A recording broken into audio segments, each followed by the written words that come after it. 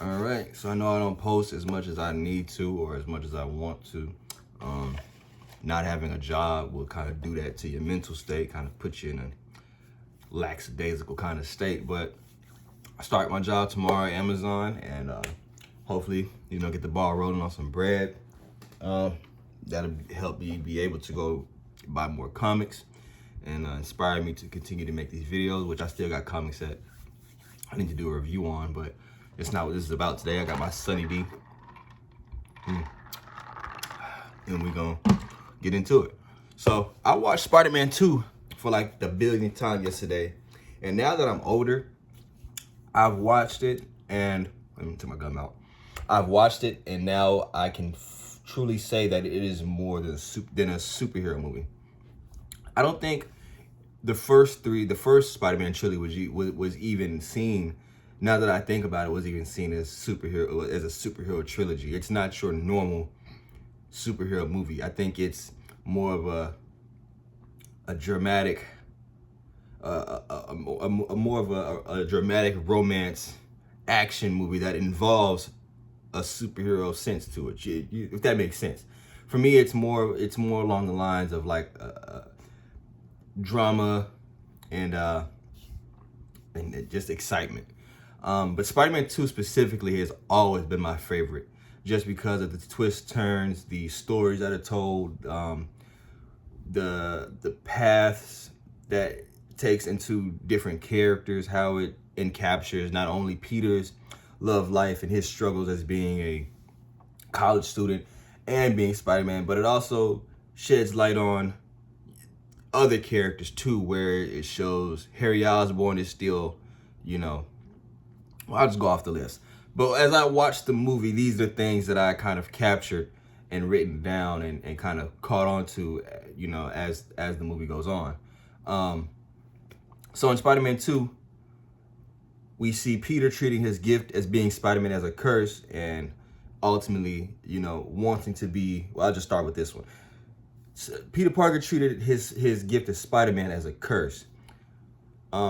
In Spider-Man 2, we see that he has his struggles with trying to be a college student and be Spider-Man and find his love life and be a best friend to Harry Osborn and still be a nephew to his aunt. He realizes that he doesn't. I don't think he ever embraced being Spider-Man, even seeing the highs in Spider-Man 1. I think he more so saw it as a job, something that he had to do because it was, it was just given to him. Like, hey, I got bit by this spider. I can't get rid of it, so I might as well just, be Spider-Man. But he never really stepped into the role. He saw things as if, okay, I'm this guy, but I still have to be this guy. He didn't understand that it's never going to be a normal life for him. He's never just going to be solely Peter Parker. You know what I mean? If that makes sense. He never understood that, which, I mean, it's fine. An early superhero in high school, how could you understand? This is why I've always regarded Tobey Maguire's Spider-Man as the greatest Spider-Man, or even the whole trilogy, just because with Tom Holland, I don't want to get too deep into it, but with Tom Holland, it's like he immediately embraced that role from start to not even finish, but just to his next film. Andrew Garfield, he embraced that role from, he saw it as being, they both saw, Tom and Andrew both saw it being Spider-Man immediately as being something cool, something that's new, something that's I can do something with it. It's riveting. But with Tobey Maguire's, and I think this is why a lot of people that grew up with Tobey Maguire can relate to his Spider-Man, because it's hard to adjust, whether you're being Spider-Man or whether you're moving to a different place, whether you have a new job, or whether anything, it's hard. It's never easy. Nobody just gets up and goes to something new and it's just, an easy adjustment. Like, you're going to have your hardships in year 1, year 2, maybe even year 3 going into it. But with Tobey's, he never stepped into that role, and he never really fully just embraced it. He had fun with it at times, but then I think from the jump from the first one into the second one, he starts to see, this isn't just, granted, Andrew and Tom, they were coming out of high school, I think, when they became Spider-Man. Toby was still in high school, and I think he was coming out of high school. Well, I might have got that wrong. I think they were all coming out of high school. I think the only one that was really still going through high school was Tom's. So we throw that out the window. But anyways, sticking on point, he treated his gift as a curse. And I think once he saw, what he really wanted, which was a normal life. He wanted to be at work on time. He wanted to make more money. He wanted to be in class, be a normal person. And I think he felt like being Spider-Man was more of a burden than anything, because he didn't understand that it's not about you, and it's not really about you. It's about what the spider powers have given you for the people of New York. And I say that because after he lost his power, after he realized what he wanted was being with Mary Jane, being a normal citizen. And once he got that and realized, hey, I think this is what I want. But then you see down the line that there's destruction still going on, that the police can't handle some of these crimes. And even though, he was attending Mary Jane's shows, being a better nephew, not so much being a best friend to Harry, but he was able to make it to class on time, make money. But then you see the darker sides of it. You see a guy getting jumped in the alleyway, and he feels conflicted because now I could have done something about that. But he's not Spider-Man anymore, so he has to turn a blind eye to it.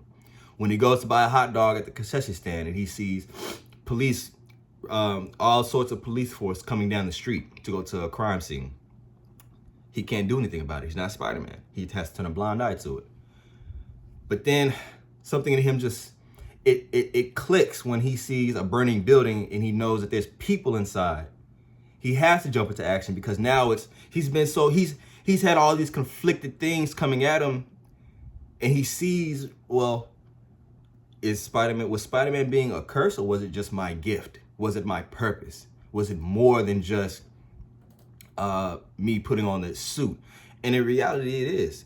I think, and this is just my opinion, I think SpiderMan2 really showed us how selfish Peter wanted to be a normal person when he knows that he can never be a normal person anymore. In that I don't know what it is, that flashback scene with him and Uncle Ben. Uncle Ben wanted him to live everything that he wanted Peter to be, which was, great. With great power comes great responsibility. Peter did not understand what that meant when he said that. But as time went on, Peter started to finally understand what that saying really was. It's with great power comes great responsibility.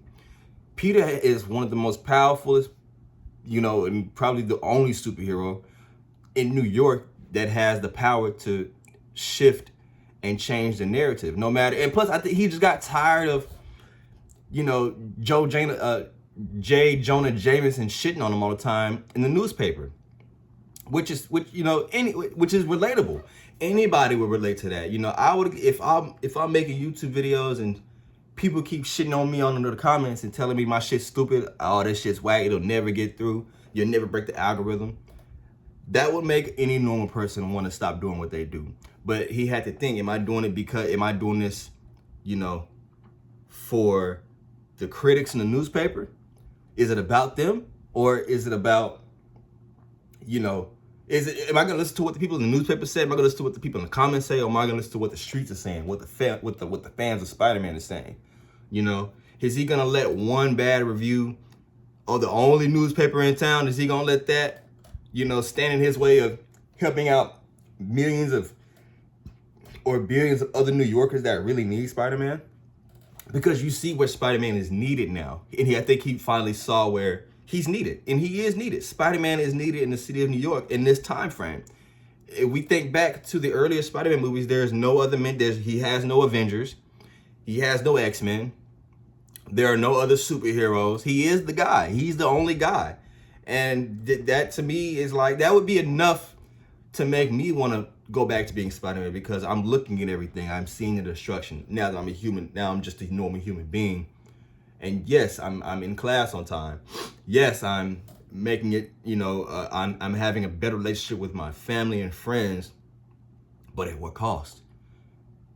With great power comes great responsibility. And I think he finally understood that. And I think once he understood that, it was better for him to finally accept that, hey, I'm not just Peter Parker, but me and Spider-Man are one. Peter Parker is just the same as Spider-Man.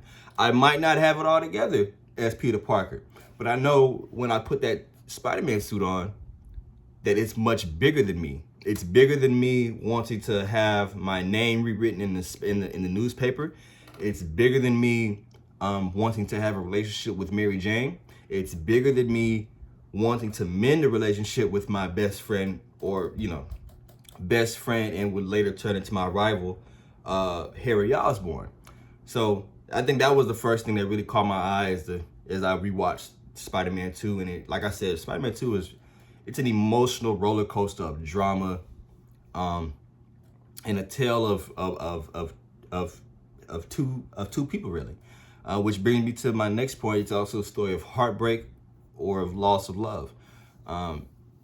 Peter Parker isn't the only one that's lost something, within this movie. I think when you watch this movie, you see the dynamic shift not only from Peter, but it shifts to Otto Octavius too, where he has his wife Rosie, who ultimately was slain by the very thing that he was trying to control. I forget the name of the machine that he was trying to build, but I think it was like a reactor or something like that. But ultimately, his love was taken from him. And I think that can be understood on so many levels when it comes to Peter, because he's lost his Uncle Ben. But we see what happens when, trauma kind of takes over. And I'll speak on that later down the line. But it's just as far as Doc Ock, of course, aside from the tentacles taking over his brain or whatever, he hasn't really healed. He's not gotten over the fact that he lost his wife, he lost his business, money, whatever. So there's a lot that goes into that too, as far as, hey, Peter, this is solely focused on Peter. No, it's not only focusing on the growth of Peter as far as being Spider-Man, but it's also focusing on the growth of, or the loss of a love life that Doc Ock, also had. I saw a lot of unhealed trauma and obsession when it came to Harry Osborn and Doc Ock, but we'll stay with Harry Osborn for right now. With Harry, he's never healed from the fact that, or he thinks that Spider-Man killed his father in the first movie, when in reality, his father kind of killed himself trying to kill Spider-Man. But in the first scene where they see when Harry Osborn is at Aunt May's house, you can see the darker tone kind of coming to light. I love the lighting in this movie. The lighting really depicts, the darker side of Harry Osborn when he's sitting at the table, and one half of his face is lit up, then the other half is just in this dark, this darker frame. If you watch the movie, you'll know what I'm talking about. But it's almost well, it is almost like a prelude to his darker inhibitions coming to light towards the end and going into the third one. But Harry Osborn is just a victim of not knowing what happened to my father and just having to blame Spider-Man. And just his obsession with Spider-Man and the trauma, the unhealed trauma of not really knowing if his father loved him, not really having that father-son bond. Always, and it's pretty envious. He was pretty envious of Peter because his father never embraced Harry the way he embraced Peter. And I think that I always kind of stuck with Harry going down the line, and it kind of just snowballed into, oh, now Spider-Man's killed my father. Now he has the same hatred he does for Spider-Man, and he has a little bit of hatred for Peter too, even though he calls Peter his best friend. It's a little bit of animosity there.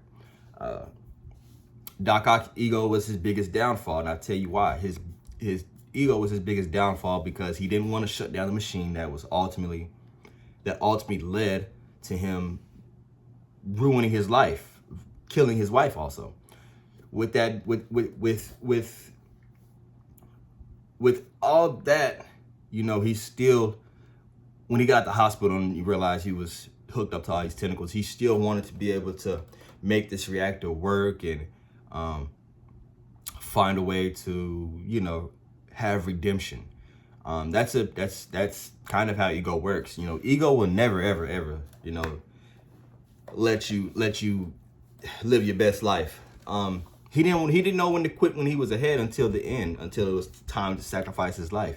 This is why I regard Spider-Man 2 as one of the best superhero movies, I guess you can say, just because you can pull a lot from this if you look at it from a psychological standpoint. Doc Ock, he didn't want to hang his hat on just, oh, this failed, my wife died, you know, let me go get it again. He didn't want to hang his hat on, well, that's it for that. So no, he was blinded by not only the tentacles, but the fact that his name is regarded as one of the best physicists in the world. So why would I leave this here when I can go steal some money and build it again and make it bigger? So that's also a good example of knowing when to say when. If you know you failed the first time, I'm not saying give up, but you have to know when to say when and come back to it. There's a redemption arc for Peter right here. The redemption is he finally had to come, like I said, he finally had to come to grips with the fact that maybe he's not going to always be Peter Parker. Maybe he's not going to always have what he wants.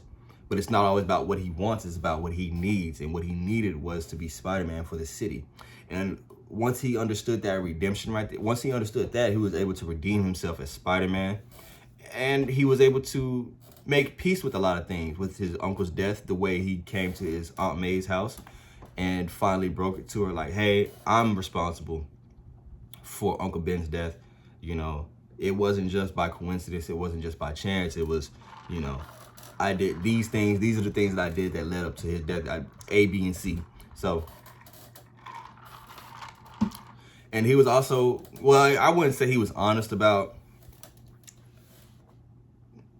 Norman Osborn's death, but I will say once Harry Osborn took off the mask and saw that it's Peter, now it all kind of clicks. But to Peter, it's like, you know, I could sit here and explain this to you, but there are bigger things at stake than you and me. And that's where the redemption for Peter comes in, is because now he realizes, like, I'm not about to waste time to explain to you why your father was a maniac trying to kill me, but ultimately he killed himself trying to kill me. So instead of him wanting to even explain that to him, he doesn't even bother to, he understands that there is a mission at stake. If you want to kill me later, you can, but I'm not about to do all this with you right now. We can go through all this next time, or you can, you know, as you see in the third film, Harry finally tries to get his get back and tries to kill Peter. But that's in the next film. But with this one, I think Peter just understood the assignment when it comes to, hey, Mary Jane's in trouble. I have a city to save. This dude's crazy. We don't have time to even go through all this right now. So I think that was Peter's redemption for his sake, just trying to you know, be who he needed to be for the city and for, you know, himself, which was be Spider-Man. When he's Spider-Man, he's Spider-Man.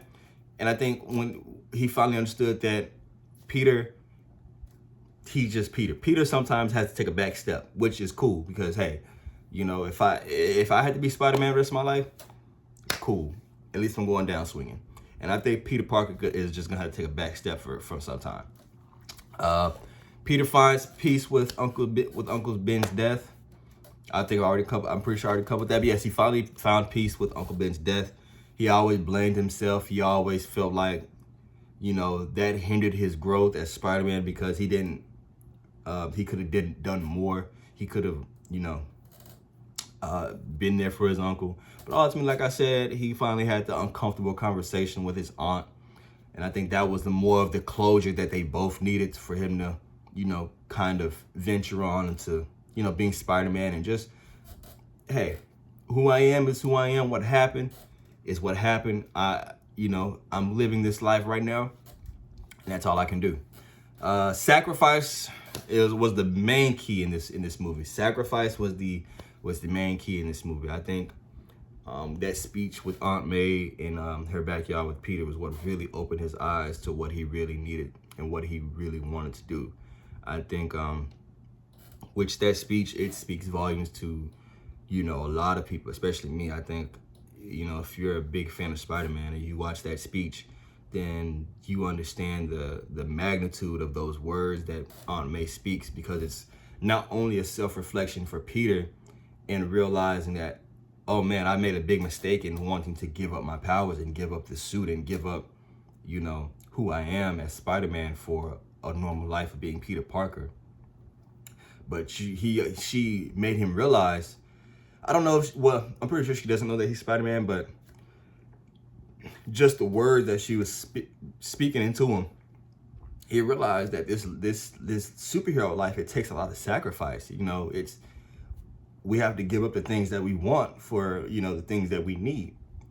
Peter might want to be a normal person, but because of that spider bite and because of the things that come with it, he's never going to be a normal person. He can't just be Peter Parker. Like, yeah, you want to be a normal kid. You want to be an A+ student. You want to be a good employee, but you'll never be that as long as you're Spider-Man. And when you're not, and this minute you forget that you're Spider-Man, and the minute that you want to give up being Spider-Man, that's when your life really gets worse, because you've almost set off a beacon with that red and blue suit, because it's crime is rampant. People are robbing banks. You live in New York City where crime rate is outrageous.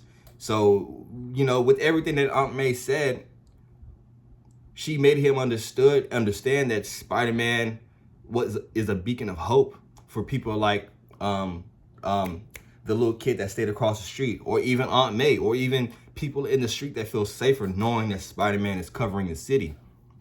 And I think once he understood, and once he kind of got that through his mind, he was able to really realize that, hey, I need this power just because, not for me. I'm not doing it for me, but I'm doing it for the people that can't defend themselves. There are people out there that don't have spider powers, that don't have, the Avengers, or, an Iron Man or Captain America. That doesn't even exist in his universe. There's no such thing as that's why I love the Spider-Man Raimi trilogy, because there's no other mention of a superhero except for Doctor Strange, but I don't even think, which I gotta do some research on that, because I don't know if Doctor Strange really exists in that universe, but he's mentioned, but he's nowhere to be found. So of course, yeah, you can mention Doctor Strange, but he's nowhere to be. There's no Stark Tower. There's no Avengers Towers. There's no nothing. There's just literally Spider-Man. There's Spider-Man, and that's it. He's got a solo everything. So with everything that's kind of went on in this movie, I think the most impactful scene was the Aunt May Peter Parker in the backyard scene, because that was what kind of really woke him up into realizing, whoa, I have made a terrible mistake. I tried to put myself first above anything else, trying to be a boyfriend, a nephew, everything, a college student, when in reality, all of that shit takes a back seat. There is no longer Peter Parker. Spider-Man is bigger than Peter Parker. You know what I mean? And, once he realized there's no way around that, he was able to finally, like I said, step in and embrace the Spider-Man. Not just Peter Parker, oh, and then I'm Spider-Man. No. You're no longer just Peter Parker. Matter of fact, Peter Parker's probably never going to even, touch the circumference of your membrane anymore. Nigga, you're Spider-Man from now on. Like, everywhere you go, you have to have that suit with you.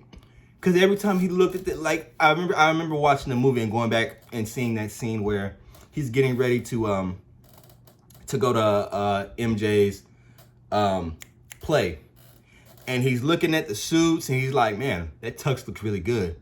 And he pans over and he sees the Spider-Man suit and he's like, ugh, I kind of don't want to put this on, but it was a burden to him.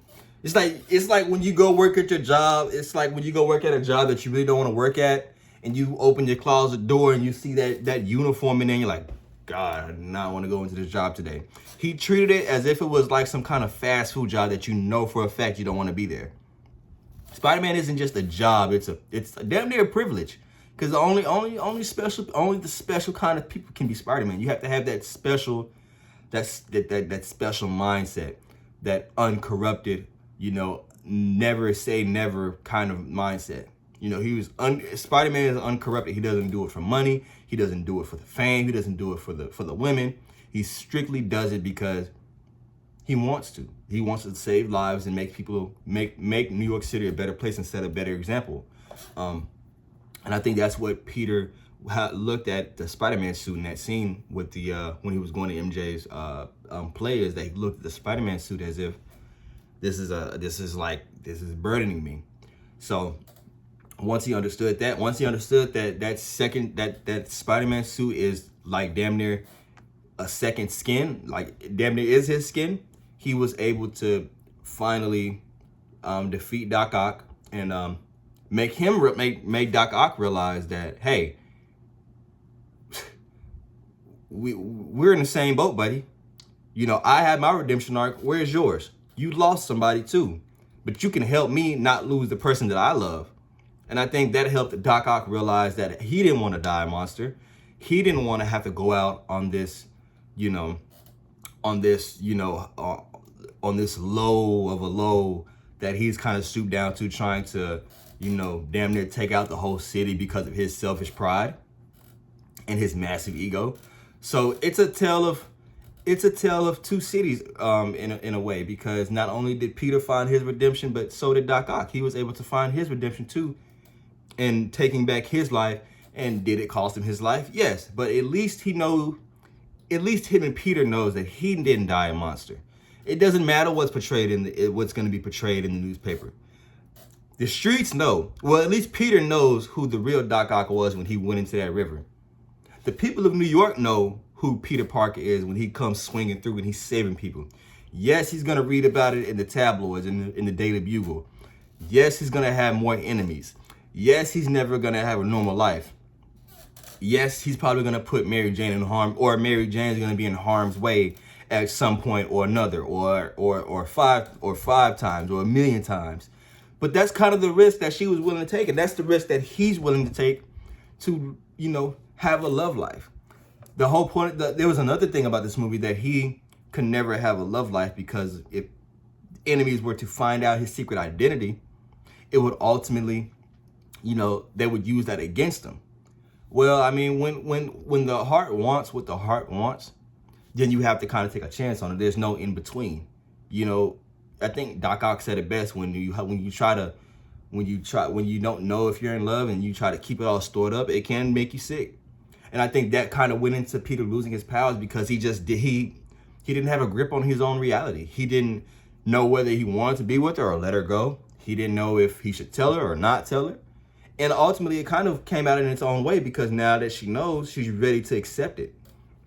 I don't think she ever wanted to marry J. Jonah Jameson's son, but I think she kind of had no other choice, because, I mean, she's waited for Peter for so long that, she's not going to wait around forever. This dude's right here. He loves me. We're getting married. Which was kind of crazy, because I don't even think they dated that long, which I never really liked Mary Jane's character that much, because she just seemed like a homie hopper to me.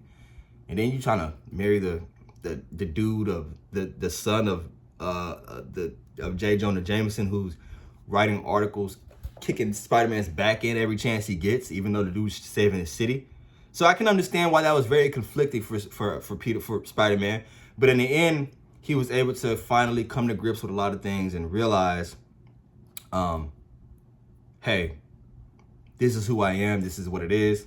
It might not be pretty, but, I'm willing to do it. And I'm willing to do it as Spider-Man, not Peter Parker. That's kind of the focal point of this whole thing. He was trying to do all this as Peter Parker with Spider-Man in the back row. No. You had Spider-Man is in the front row, first seat, live and in living color. There is no, you can be Spider-Man and you can be Peter Parker. No, we're strictly one. That's all the time I got for today. I hope y'all enjoyed this review. I gotta let the heating and air people in, but this is actually kind of perfect timing. So thank you all that watched this video. Like, subscribe, comment, enjoy. Go watch Spider-Man 2. Yeah. Peace out, No Limit Nerds. I love all of y'all. Thank you.